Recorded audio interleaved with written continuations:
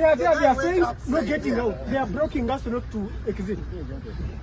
I think they called their boss and the boss told them shoot whoever comes there. This is the impunity that some people exhibit. Private security wants to shoot at us? You can imagine, the bullets were even in the chamber they wanted to. The bullet was in the chamber. They got an order. It seems, we shall say yesterday. No, we need to see who their boss is.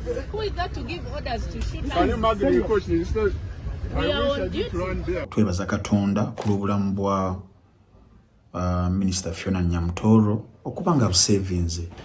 Maybe singa embeera tekwasiddwa bulungi singa betwogera si betwogera ku mbeera ze tulabye mu ggwanga erya Uganda bisobokera ddala ne tubanga tuli wano ne bagamba nti ate situation yabadde a bit handled mu mbeera embi ne tudda mu kubanga tukaaba amaziga so kyensoka okubanga neebaliza Katonda ku lw'omukyalo oyo kunze ali very humble omukozi agaliza eggwanga lye okubanga ligenda mu maaso ali very dedicated mu kaseera kano nga banne abalala bamu beebakidde ku mirimu abalala bali mu kubanga banyunyuuta ggwanga but for a young vibrant and angelic lady nga Minister Fiona Nyamutoro twebaza Katonda.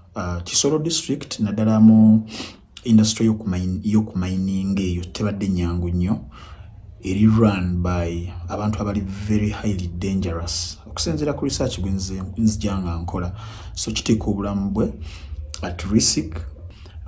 Tusaba bambi maybe wabeerewo ekikolebwa amangu ddala n'abakiri emabega babeerenga bakwatibwa baleetebwa ebitabo bibeerenga bibalamula naddala books of law zibeerenga zibalamulira ddala.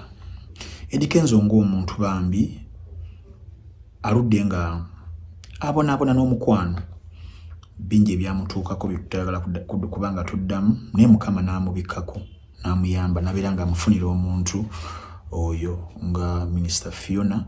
Fena kye tulaba nti omukwano gwabwe guli very pure gulimu okwagala kungi nnyo si byakwekoza si byaki gali badde mawulire mabikusaidye obwa ssemwandu ku myaka egyo emito Eddie Kenzo gy'alina kyali badde kirala nnyo so naye tufabamu tulina bye twesunze bingi twesunze okwanjula twesunze embaga ku mbaga nzo mu kubesunze tulaba oba omuyimbi omu omukyala najja n'ayimba because omukyala oyo yalina ku nnyimba z'emikolo egyo weegite ez'omukwano